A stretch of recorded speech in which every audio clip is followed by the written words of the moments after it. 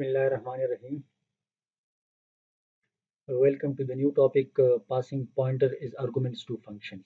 ठीक है। इस टॉपिक में हम डिस्कस करेंगे कि आप लोग किस तरह पॉइंटर को एज आर्गुमेंट पास कर सकते हैं फंक्शंस को। ठीक है।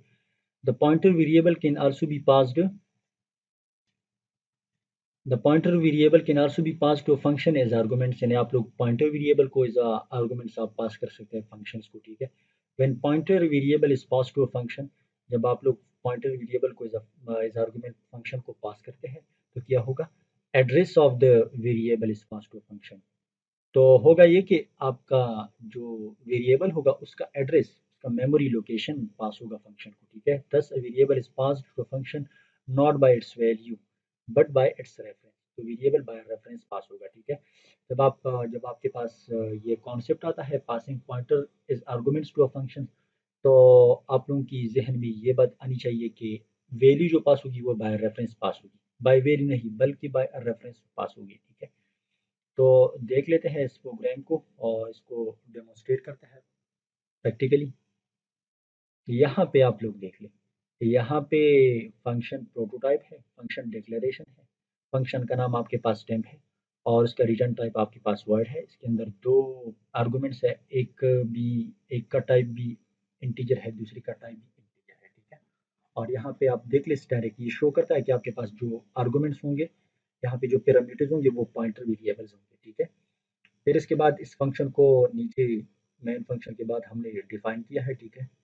एक वेरिएबल इसके पॉइंटर वेरिएबल है एक्स है और दूसरा पॉइंटर वेरिएबल आपके पास वाई है। ठीक है। दो पॉइंटर वेरिएबल हमने डिक्लेयर किए। तो जब यहाँ पे जहाँ पे जब वो एड्रेसेस आएंगे वेरिएबल्स के, जो एड्रेसेस आएंगे, लेट सपोज आपके पास इस तरह का एड्रेस एक आ गया। ठीक है। और इसके अंदर भी एक इस तरह का कुछ एड्रेस आ गया। ठीक है। तो जब एड्रेसेस आएंगे, ठीक है, या आप इस तरह भी कर सकते हैं, आप इन इन इनके एड्रेस को प्रिंट कर दें और इधर ले। तो जब एड्रेसेस इधर आएंगे, ठीक है, तो वो इधर इस वेरिएबल के अंदर वाई वेरिएबल के अंदर स्टोर होंगे। ठीक है। ये कंफर्म एड्रेसेस नहीं है, ये एक्चुअल एड्रेस नहीं है, ये मैंने सपोज किया है कि लेट सपोज ये वाले एड्रेसेस आए हैं। ठीक है। तो देखो, जब एड्रेसेस आएंगे तो फिर जब आप लोग इस एड्रेसेस को एक्सेस करना चाहते हैं या सी आउट करना चाहते हैं, नॉर्मली हम इस तरह करते हैं सी आउट। जब आप लोग इस एड्रेसेस को एक्सेस करना चाहते हैं कि आप इस एड्रेस को प्रिंट कर दें, तो आप लोग लिखते हैं कि एक्स। देखो, ये आपको ये एड्रेस प्रिंट करेगा, ये आपको ये एड्रेस प्रिंट करेगा। लेकिन अगर आप लोग इसकी जो कंटेंट्स है इस वेरिएबल के अंदर, यानी इस वेरिएबल के अंदर जिसका एड्रेस आपको यहाँ पे रिसीव हो चुका है, यानी इस एड्रेस पे जो कंटेंट स्टोर है, जो डेटा स्टोर है, जो वैल्यू स्टोर है मेमोरी के अंदर, उसको अगर आप प्रिंट करना चाहते हैं तो फिर आप इसके साथ स्टेरिक भी लगा देते हैं। इसको कहते हैं डी रेफरेंसिंग ऑपरेटर। इस स्टेरिक को कहते हैं डी रेफरेंसिंग ऑपरेटर। ये क्या करता है, ये मेमोरी के अंदर जो एड्रेस है और एड्रेस पे जो कंटेंट स्टोर है उन कंटेंट्स को आपको डिस्प्ले कर देता है या एक्सेस करता है। ठीक है। चलो मैं इसको रिमूव करता हूँ। तो क्या होगा, सॉरी, होगा ये कि इसका आपने कंटेंट्स ले लिए, इस एड्रेस पे जो कंटेंट स्टोर है उनको आपने उठाए और उसके साथ कंटेंट क्या है, इस पे जो कंटेंट स्टोर है, इस एड्रेस पे जो कंटेंट स्टोर है वो आपके पास 10 है, क्योंकि अब एक का रेफरेंस, एक का एड्रेस यहाँ पे कॉपी हुआ है। और इसके अंदर जो कंटेंट स्टोर है, इस एड्रेस पे जो कंटेंट स्टोर है वो ये वाले कंटेंट्स होंगे। ठीक है। क्योंकि इसको हमने बी का ये यानी ये एड्रेस जो है ना, ये बी का एड्रेस है, इसका एड्रेस है बी वेरिएबल का। तो कंटेंट्स आपको मिल गए। ठीक है। कंटेंट्स आपने उठा लिए और कंटेंट्स के साथ आपने इस वेरिएबल पे जो कंटेंट स्टोर है, जो डेटा स्टोर है, जो वैल्यू स्टोर है वो आपके पास 10 है। और इस वेरिएबल पे जो कंटेंट स्टोर, इस एड्रेस पे जो कंटेंट स्टोर है, जो डेटा स्टोर है और जो वैल्यू स्टोर है वो आपके पास 20 है। तो 10 यहाँ पे आ गया, यानी यानी आप 10 यहाँ पे आ गया और 20 यहाँ पे आ गया, सॉरी 20 यहाँ पे आ गया। इसके साथ ऐड हो गए, यस ऐड हो गए। चलो जब ऐड हो गए तो फिर क्या होगा, फिर ये होगा, मतलब आपने यहाँ से फंक्शन को कॉल कर दिया। ठीक है। दो वेरिएबल आपने डिक्लेयर किया है, दोनों को आपने वैल्यू असाइन किया है, एक को आपने 10 असाइन किया है और बी को आपने 20 असाइन किया है। तो आपने फंक्शन कॉल किया है, यहाँ से इस ए वेरिएबल का आपने एड्रेस पास किया है यहाँ तक, ठीक है, और बी वेरिएबल का आपने एड्रेस पास किया है और वो इधर आ गया है। फंक्शन कॉल हो गया, ये इसने मतलब ऑपरेशन परफॉर्म कर दिया, आपने एक्शन परफॉर्म कर दिया फंक्शन ने, ठीक है। ए की वैल्यू के साथ 100 को ऐड कर दिया और बी की वैल्यू के साथ 100 को ऐड कर दिया, ठीक है। जब ऐड कर दिया तो कंट्रोल पेयर इधर आएगा। जब इधर आएगा तो अभी ये हम देखते हैं कि आया जो चेंजेस यहाँ पे हो चुके हैं वो यहाँ पे भी हो चुके हैं कि नहीं। और मैंने आपको पहले भी बताया था कि जब आप पासिंग बाय रेफरेंस करते हैं, जब पासिंग बाय रेफरेंस करते हैं तो उन वेरिएबल की कॉपी क्रिएट नहीं होते, बल्कि उनके एड्रेसेस जो है वो पास होते हैं।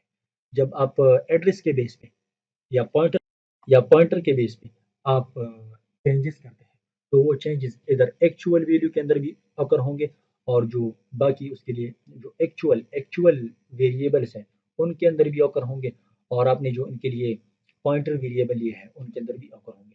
तो हमने पॉइंटर वेरिएबल के जरिए इनको अपडेट किया है। जब इनको अपडेट किया है तो वो चेंजेस इधर भी एक्चुअल वैल्यूज के अंदर भी यानी ए एक्चुअल वेरिएबल के अंदर भी आएंगे। जब यहाँ पे हम प्रिंट करेंगे तो कौन सी वैल्यू प्रिंट होगी, ये वाली वैल्यू प्रिंट होगी, ये वाली, क्योंकि अपने उसकी वैल्यूज अपडेट हो चुके हैं बाय 100, ठीक है। तो 110 आएगा, इधर 110 आएगा जब प्रिंट होगा, और इधर 120 आएगा। ए के अंदर अभी ए के अभी जब हमने फंक्शन कॉल कर दिया तो ए के अंदर अभी 110 स्टोर है और बी के अंदर 120 स्टोर है, ठीक है। क्योंकि ए का एड्रेस हमने यहाँ पे पास किया था और इस बी का एड्रेस हमने यहाँ पे पास किया था, और कंटेंट को हमने चेंज कर दिया, डेटा को हमने चेंज कर दिया, अपडेट कर दिया यूजिंग पॉइंटर वेरिएबल, ठीक है। आप इसको देख सकते हैं, मैं इसको रिमूव करता हूँ, ठीक है। ये मैंने आप लोगों की अंडरस्टैंडिंग पर्पज के लिए डाली थी, ठीक है। तो प्रोसेस इस तरह से हो सकता है, ठीक है। अच्छा, मैं इसको रन कर देता हूँ, आप लोग देख सकते हैं, ठीक है। इसकी वैल्यूज को आप लोग देख सकते हैं, ठीक है।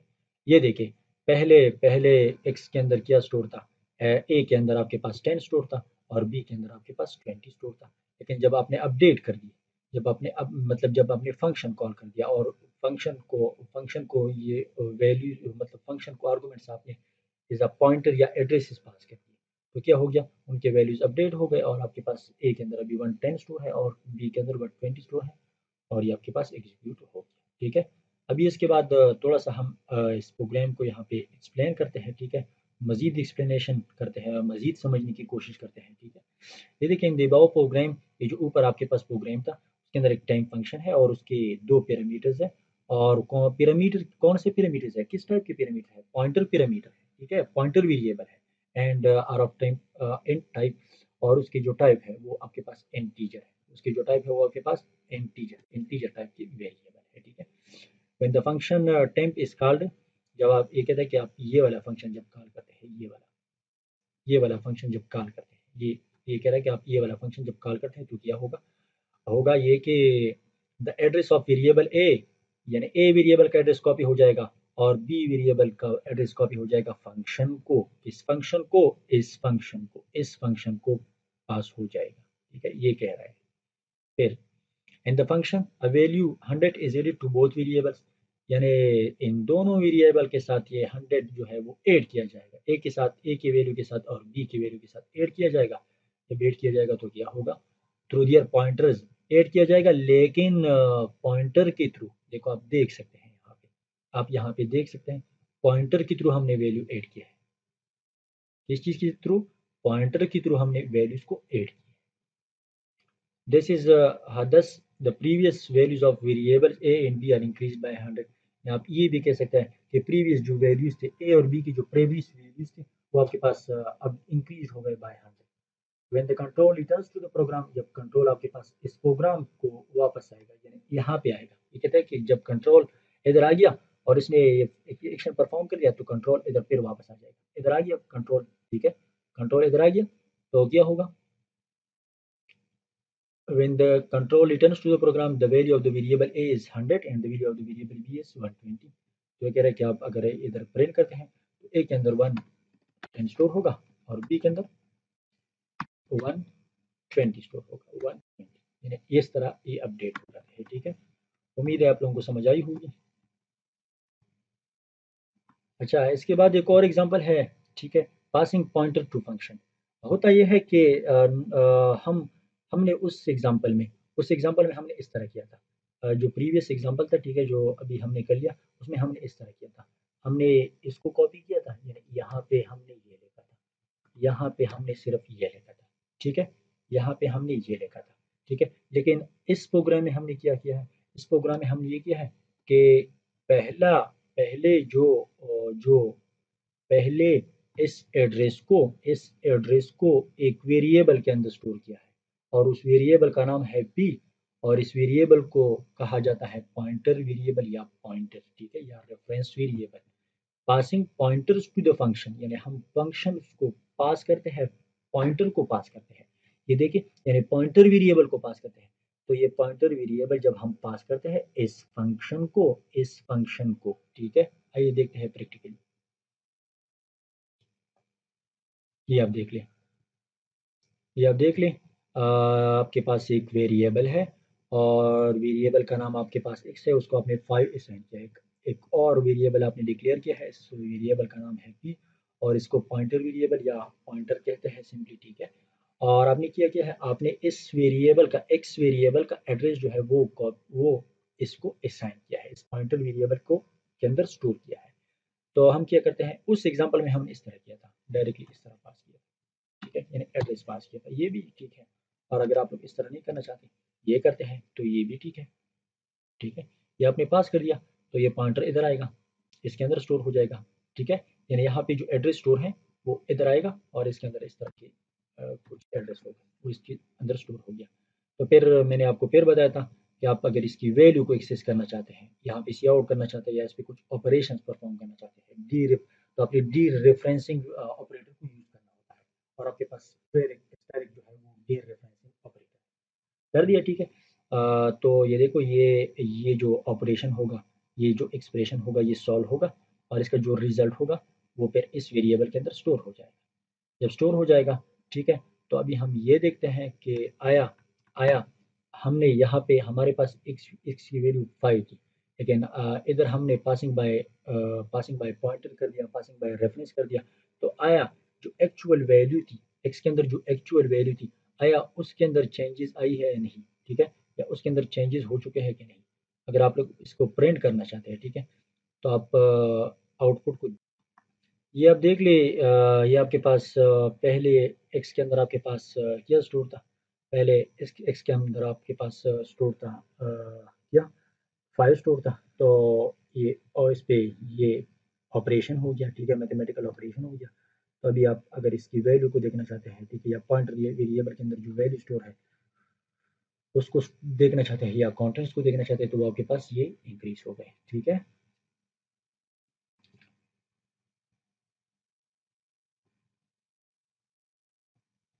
अच्छा, अगर आप लोग इस तरह करना चाहते हैं कि आप लोग अगर एक्स की वैल्यू को देखना चाहते हैं कि एक्स पे कौन से कॉन्टेंट स्टोर हैं, तो फिर आप इस तरह भी कर सकते हैं, यहाँ पे आप एक्स कर दें, ठीक है, और यहाँ पे आप सिंपली एक्स को वो प्रिंट कर दें, तो एक्स की वैल्यू के अंदर भी चेंजेस अकर हुई होगी, ये आप देख सकते हैं, ठीक है। ये देखिए, एक्स के अंदर वो वैल्यूज अकर हुई हैं, ठीक है। उम्मीद है आप लोगों को समझ आई होगी। Thank you so much. अल्लाह हाफिज़।